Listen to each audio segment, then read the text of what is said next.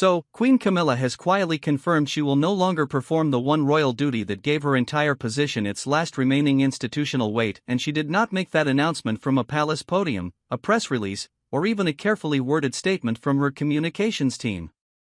She made it from inside a private meeting that nobody outside those walls was ever supposed to know took place. That meeting happened behind a door that did not fully close. And what came out through that gap, according to people who were standing close enough to hear, was not a negotiation. It was a conclusion. Quietly stated. Coldly received.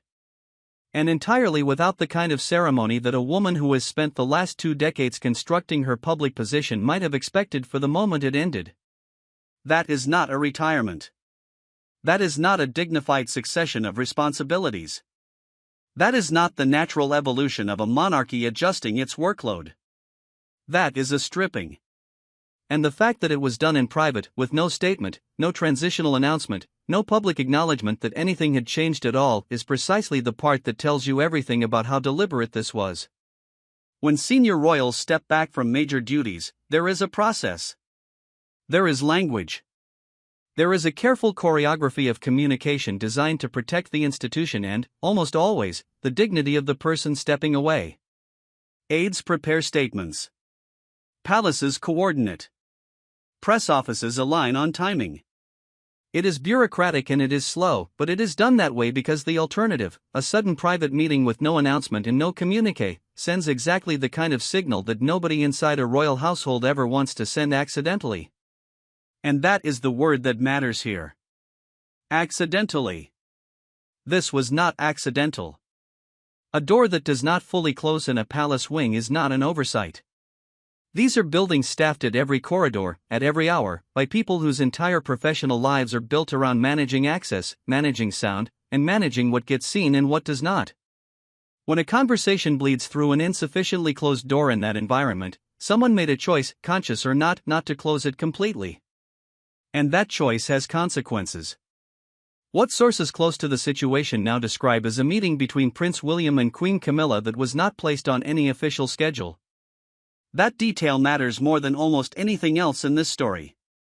Because inside a working royal household, unscheduled meetings between the heir apparent and the current queen consort do not happen the way an impromptu coffee between colleagues might happen.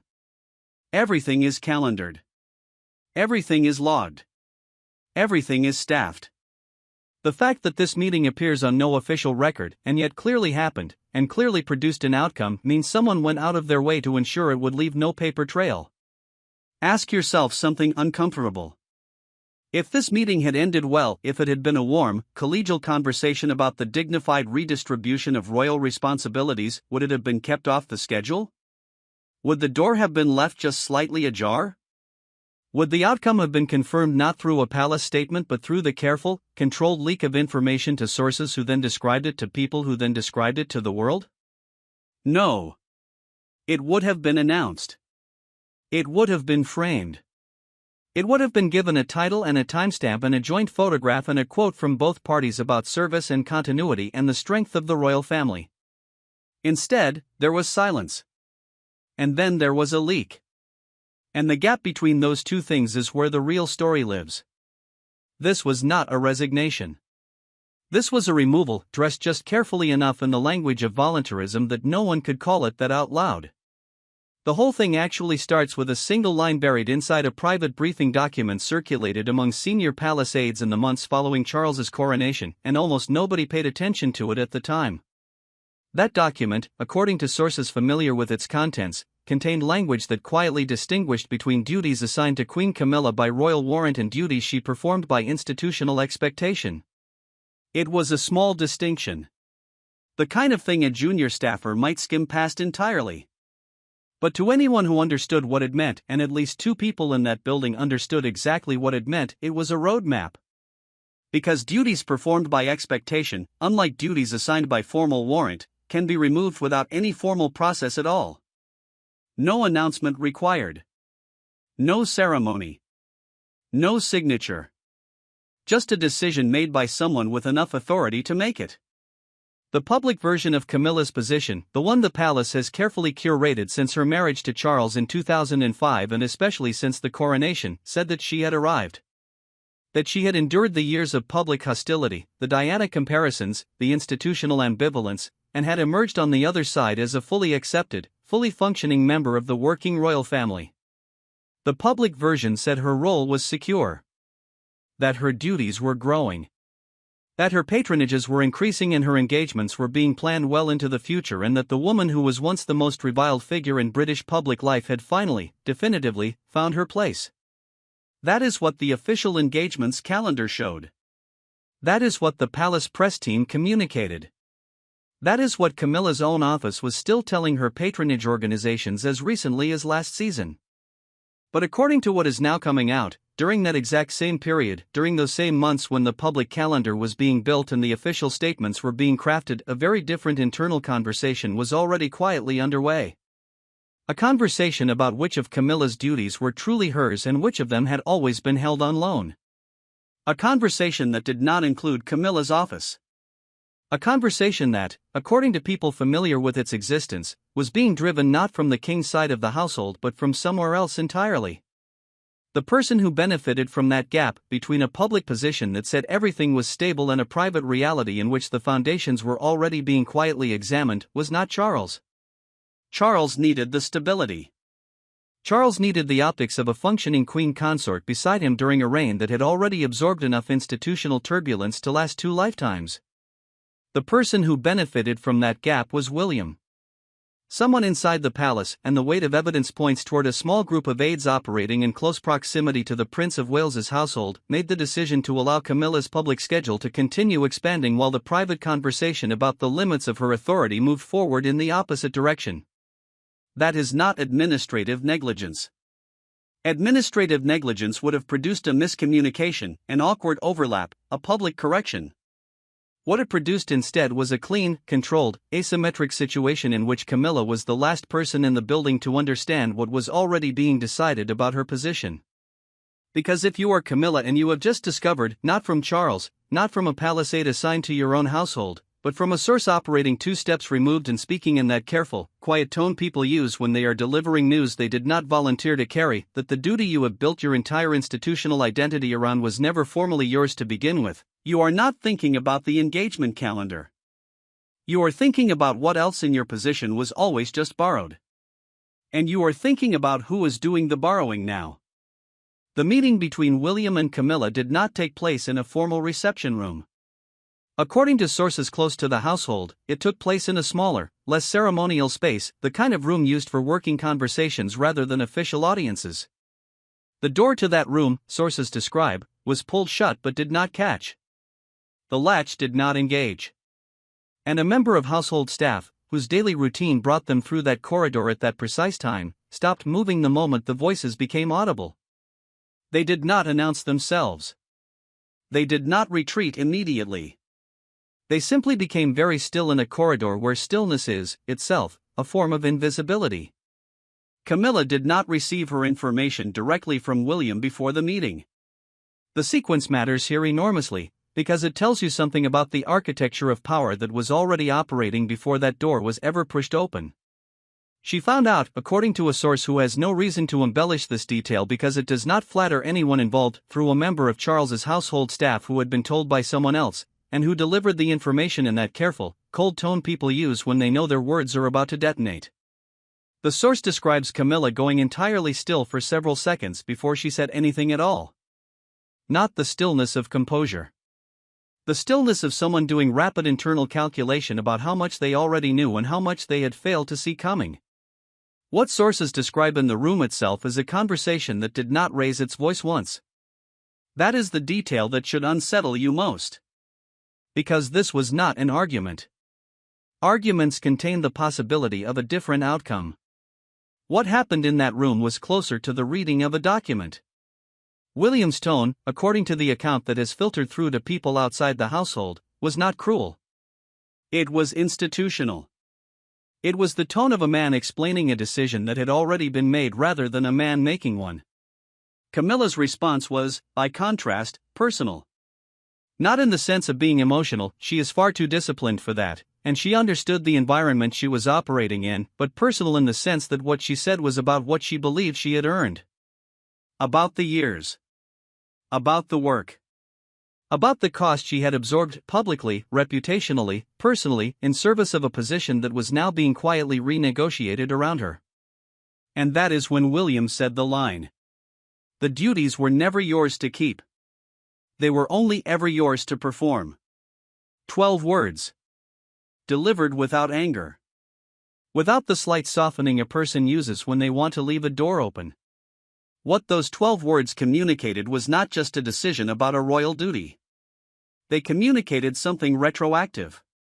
Something that reached all the way back through 2 decades of public rehabilitation and asked a simple, devastating question: what, exactly, was the foundation you were building on?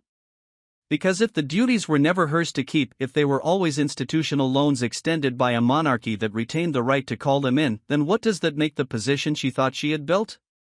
The viewer will feel, for just a moment, something like sympathy for Camilla. Not agreement. Not absolution. But the particular kind of pity you feel for someone who has worked very hard for something they were never fully told was not truly theirs. He did not call after her as she moved toward the door. He stayed exactly where he was, his hands resting flat on the surface in front of him, his gaze fixed on a middle distance that had nothing in it. A member of staff who observed his posture in the moments after the meeting described a man who had not finished something. A man who had simply arrived at a place he had been moving toward for a long time. There was no relief in it. But there was also no doubt. What Camilla carried out of that room was not new. That is the thing that matters most in this moment, and it is the thing most people watching from the outside will miss entirely. The wound she carried out had been opened once before decades earlier, in a different building, by a different institution, that had also asked her to perform a role without ever fully offering her the title that would have made it real. The pattern of being allowed proximity to power without ever being granted the security of it is not new to Camilla. She has lived inside that pattern for most of her adult life. What this meeting did was not create that wound. It simply reopened it, with a precision that suggested whoever designed this moment understood exactly where to press. What William carried out was heavier than he expected. That is the private reading offered by people who have observed him in the days since. Not regret. Not reconsideration. But the specific weight of a man who has done something that cannot be undone and has now begun to understand the full dimensions of what that means, not just for Camilla, but for the institution, for his father, and for a public narrative that will now need to be managed with enormous care. And what Camilla might do with that reopened wound, whether she accepts it or whether she begins to construct her own account of events, is the uncertainty that makes everyone in that building very, very careful about what they say out loud. To understand what William is actually holding and what Camilla is actually losing, you need to understand what the role of Queen Consort has already survived. Because this is not a position that was invented cleanly or held without cost. It is a title with a body count. A title that has been weaponized, stripped, restored, weaponized again, and rebuilt more than once across the centuries of this institution's existence. An understanding that history is not background. It is escalation. In the early years of the 20th century, the question of what a queen consort actually owned in terms of institutional power, ceremonial authority, and the soft political influence that flows from proximity to the throne was almost permanently resolved in a direction that would have made everything Camilla built entirely impossible. There was a coordinated effort, operating through royal household channels rather than through parliament, to reduce the role of queen consort to a purely ceremonial function with no staff, no independent patronages, and no capacity for independent public engagement whatsoever. The effort came terrifyingly close to succeeding. The method used was exactly the one being used now, a quiet administrative reclassification, no announcement, no formal debate, simply a redefinition of what the role consisted of, implemented through internal documents that nobody outside the household was expected to read. It failed. But the method that nearly worked then is the method that appears to be working now. The pattern of betrayal, if betrayal is the right word for an institution enforcing its own internal logic, is not new. Only the names have changed. The title of Queen Consort has, at various points in the history of this institution, been the direct cause of imprisonment, exile, and death. Catherine Howard was 19 years of age when her tenure as Queen Consort ended at the block on Tower Green. Anne Boleyn's entire queenship, the patronages, the authority, the institutional presence, was dismantled before her execution through exactly the kind of quiet administrative process that leaves no single villain clearly visible. The charges were manufactured. The process was institutional. The outcome was total. Neither woman was brought down by a dramatic public confrontation. Both were brought down by paperwork, by the slow withdrawal of access, by the gradual reclassification of their roles from indispensable to provisional. The palace does not announce when it begins to remove you. It simply stops confirming that you are still there. Camilla is not in physical danger. That must be said plainly. But the mechanism, the administrative quietness, the reclassification without announcement, the removal of the thing that made the position real, has worked before. On women in this exact role. And it has never, in the long history of this institution, failed to achieve its intended outcome. In 1936, Wallis Simpson sat in a house in the south of France while the institution she had spent years trying to enter quietly completed the process of making sure she never would. The abdication crisis was not, at its core, about love. It was about a monarchy deciding, in private, that a particular woman's presence inside its structure was institutionally untenable, and then constructing the circumstances under which her removal became inevitable without anyone in the institution ever having to say that word out loud. What Edward VIII experienced as a personal crisis of love and loyalty was, in the view of the advisors operating around him, a structural correction. The monarchy was not punishing Wallis. The monarchy was simply refusing to accommodate her.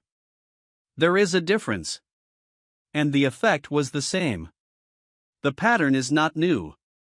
Only the names have changed.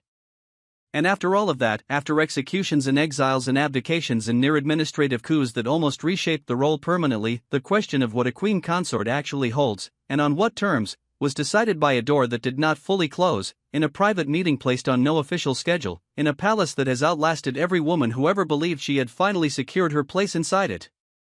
Ask yourself whether Camilla fully understands what she is holding. And ask yourself whether she ever did. And this confrontation did not come from nowhere. It had been building for years. Long before the door was left ajar. Long before the unscheduled meeting. Long before the 12 words that rewrote 2 decades of institutional understanding. There was a pattern. Quiet. Documented. Patient. And far more deliberate than anything that happened in that room. Years ago, during the early period of Charles and Camilla's marriage, William's household made a quiet, internal request. It was not dramatic. It was not publicly documented. According to people familiar with the situation, it concerned the scope of Camilla's presence at a specific category of royal engagement, the kind of joint appearance at which the visual hierarchy of the monarchy is most clearly communicated to the public. The request, filtered through institutional channels rather than any personal conversation, asked for a small but meaningful adjustment. It was denied. Not publicly. Not with a confrontation. Simply not accommodated. No explanation was offered. No aide sat down with William's team to explain the thinking. The request went in and it did not come back. William said nothing publicly. His team made a note. More recently, within the last several years, during a period of heightened public attention on the structural shape of the working royal family, the exact engagement category that William's household had once quietly flagged reappeared on Camilla's schedule. Not once. Repeatedly. With increasing visibility. And with a level of media coordination that suggested her office was not simply accepting invitations but actively cultivating them. William found out the way he finds out most things that his office was not briefed on, not through a communication from the palace, not through a private conversation, but through the public record. Through cameras. Through coverage. Through the same reports that any member of the public could access. He still said nothing publicly. But according to people who have worked closely with him for years, this was the moment when a private, careful record began to be kept. Not of grievances. Of instances. Dates. Engagements. Categories. A quiet architecture of documentation that did not look like anything from the outside but which represented, for anyone who understood what it was, a man who had decided that patience was not the same thing as passivity. This meeting, this private, unscheduled, unannounced conversation behind an insufficiently closed door, is the third. Except this time the stakes were categorically different. This time it was not a category of engagement being quietly flagged or slowly accumulated. This time it was the duty itself. The one that gave Camilla's entire position its last remaining institutional anchor. And this time, William did not file a request through institutional channels. He called the meeting himself. According to people who have worked closely with William for years, he has kept a private, careful record of every single occasion where institutional decisions affecting the shape and visibility of the working royal family were made without his input, around his household, or in direct tension with positions his office had quietly established. The archive is not a folder. It is not a single document. It is a pattern of retention, the kind of memory that does not require paper to be precise. And the people who know it exists describe it in the same way, consistently, not as anger, but as attention. Sustained, patient, architectural attention to a situation that he understood was always going to arrive at exactly the moment it now has. That kind of patient, buried attention tends to be far more dangerous than anything loud. Because it does not fade with time. It only becomes more organized. And the person who finally acts on it has been thinking about exactly what to do and exactly how to do it without leaving a trail for a very long time. Loud anger makes mistakes. Patient attention makes moves. Some of you are probably wondering whether William can even do this. Whether a Prince of Wales, a man who is heir apparent but not yet king, has the institutional authority to strip a sitting queen consort of a royal duty without the explicit approval of the monarch himself. Whether any of what happened in that room was legitimate. Whether Charles knows. Whether Charles approved it. Whether, if Charles did not approve it, any of this actually counts. The answer is more complicated than a simple yes, and far more uncomfortable than a simple no. The specific power at work here is not one that requires a public announcement or a parliamentary vote or even a formal royal warrant. What it requires is something far simpler and far harder to challenge: the withdrawal of institutional cooperation. The working structure of the royal household is not governed entirely by statute. Large portions of it are governed by convention, by custom, by the accumulated weight of how things have always been done, and by the implicit agreement of the senior members of the family to sustain those customs. When one of those senior members, particularly one with the specific institutional weight that the heir apparent carries, withdraws their cooperation from a particular arrangement, that arrangement does not require a formal dismantling. It simply ceases to function. No permission slip required. No vote taken. Nothing. The architecture removes itself. What made this so unusual was not whether William had the right. Legally, institutionally, within the internal logic of how this household actually operates, he had the standing to do exactly what he appears to have done. What was unprecedented was the speed. And the silence. And the combination of those two things arriving at exactly this moment in the reign. Decisions of this kind, decisions involving the redistribution of royal duties between members of a working family, normally develop over months. Sometimes years. They involve consultations between offices, coordination with communications teams, careful management of public perception. This happened in what sources describe as a compressed window of time that multiple senior observers have described, privately, as almost without precedent in recent royal history. When senior working royals have previously stepped back from major duties, the palace issued statements. When responsibilities have shifted from one member of the family to another, there were press conferences. There were handover engagements, joint appearances, coordinated messaging designed to frame the transition as seamless and the institution as stable. When William's grandmother redistributed certain duties in the later years of her reign, it was managed with the kind of careful public narrative construction that took months to develop and was never once left to leak through an insufficiently closed door. This time, there was nothing. Just a quiet notation in an internal planning document buried where nobody was expected to look, and which nobody, in fact, was looking for until after the meeting had already taken place. The absence of a statement is the statement. And that silence screams louder than any press release ever could. William withdrew institutional cooperation from one specific duty category. He called an unscheduled private meeting with no official record. He communicated an outcome that his own communications team did not announce. Camilla's office has since quietly contacted at least 2 patronage organizations to discuss future scheduling with language that does not confirm future commitments. And a duty that appeared on official planning documents as recently as last season has quietly disappeared from the forward calendar without any public explanation. 5 moves. No announcement. Each one looks like routine household management. Together they describe something that royal historians are now quietly describing in terms they normally reserve for structural transitions of an entirely different order. What changed this week inside the household is not abstract. It is physical and it is visible to anyone watching closely enough. An engagement that Camilla's office had been coordinating with an external organization for several weeks was quietly removed from the forward schedule with no explanation offered to the organization's leadership, who described the communication they received as unusually terse for a palace cancellation of that kind. A desk in the administrative wing of Camilla's household that had been actively staffed every working day for the last several years sat empty on multiple consecutive days without any official explanation. And sources close to the household described Camilla herself as unusually withdrawn in the immediate aftermath of the meeting, skipping several minor internal engagements she would normally never miss, visible only to a small circle of personal staff, and communicating with her wider team through an intermediary rather than directly. Silence inside a family built entirely on carefully managed public appearances is rarely ever just silence. It is almost always a decision being made behind closed doors. And this silence has a specific texture to it, not grief, and not rage, but the particular quiet of a person who was very carefully deciding what to do next.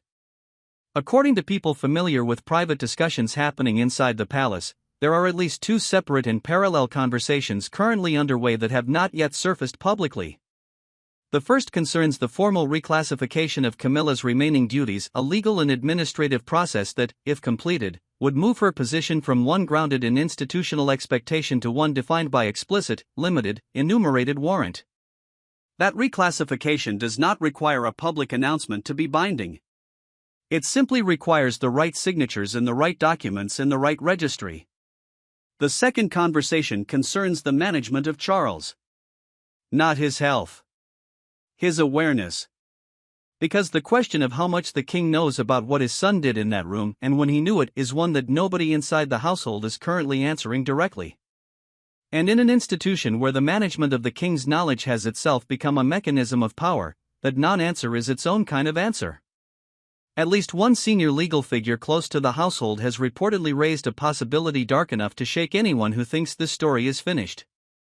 The question being asked, in very quiet rooms by people who understand the constitutional machinery of this institution at a level most observers do not, is whether Camilla's position as queen consort, not her individual duties, but the title itself, and the constitutional basis on which it rests, contains within it a mechanism for voluntary withdrawal that would not require the king's formal consent to activate. Nothing this structurally total has ever been attempted this far in advance of a potential succession. Which means everything William has just engineered might not be the end of this conflict at all.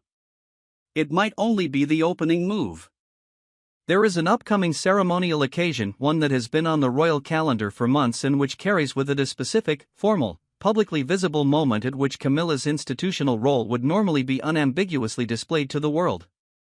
Palace staff, according to sources, have quietly begun using language around the planning of that occasion that is normally reserved for events of historic transition rather than routine ceremonial appearances. Extra logistical preparations have been requested that nobody in the planning team has explained and nobody in the communications team has denied. Ask yourself why preparations of that kind would be necessary for an occasion that, until very recently, appeared to be entirely routine. And you already know why so many people close to this family believe they know exactly what is coming when that day arrives. There is an image that people close to the household described from the days following the meeting, not photographed, not documented, simply observed and retained by someone who understood what they were seeing. Camilla, alone in a corridor that leads to a wing she had spent years making her own, standing at a window that looks out over a courtyard she had walked through hundreds of times in the course of performing the duty she has now been told is no longer hers to perform. She did not speak. She did not approach anyone. She merely stood there, looking out at the courtyard the way a person looks at something they understand, for the first time, they will not be allowed to keep. The silence around her was complete. And in that silence was the entirety of her understanding of what had just happened and what she could not do to reverse it. She did not speak. She did not approach. She merely stood there. And the door behind her, unlike the other door, the one that had not caught properly, the one that had let the conversation out, was closed completely. Nothing this structurally decisive has moved through this family since the months following the abdication, a decision that shook this institution to its foundations, reshaped the line of succession, redefined the meaning of the crown itself, and produced consequences that the institution was still absorbing decades later. That situation, too, began with a private conversation about what a particular woman was and was not permitted to hold. That situation, too, involved the quiet, patient operation of institutional mechanics rather than any single dramatic confrontation. And that situation, too, was described at the time by the people closest to it as something other than what it actually was, right up until the moment when it became impossible to describe it as anything else. What is happening now feels just as seismic. The real question was never whether William had the right to do what he did in that room. That question answers itself the moment you understand how the institution actually functions. The real question was always whether Charles, the man who gave Camilla the title, the duties, and the institutional weight she has spent 2 decades building, still has enough authority inside his own household to reverse what his son has set in motion. And whether the answer to that question will even matter by the time we find out what it is.